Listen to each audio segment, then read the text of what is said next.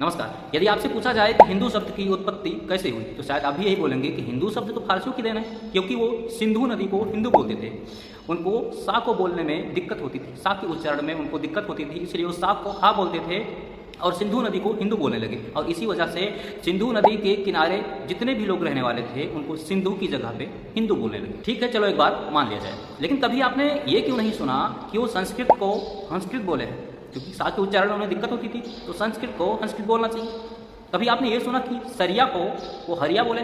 नहीं सुना। ठीक है, ये भी मान लिया जाए कि क्या पता बोले ही, संस्कृत को संस्कृत बोले हों, सरिया को हरिया बोले हों।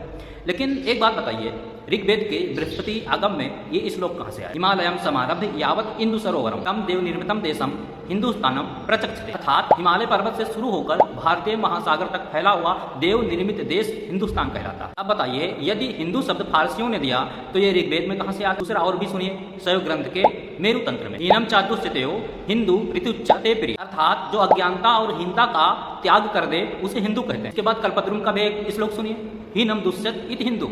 इसका भी लगभग सेम अर्थ है कि जो अज्ञानता और हीनता का त्याग करते उसे हिंदू कहते हैं। और भी सुनिए, परिजात हरण में क्या कहा गया है? हीनस्ते तपसा पापाम दहिका दुष्टम भी शत्रुवर्गम चासा हिंदुर विधीयते, अर्थात जो अपने तप से शत्रु और दुष्टों का नाश कर देता है वही हिंदू है। अब आप ही बताइए, इतना सब कुछ सुनने के बाद ऋग्वेद में आया है, उसके बाद कल्पद्रुम में आया है, उसके बाद परिजात हरण में आया है, इन सब के श्लोक को सुनने के बाद, अर्थ जानने के बाद भी अब आप बताइए, क्या हिंदू शब्द फारसियों ने ही दिया था? आप खुद निर्णय करिए। जय श्री राम।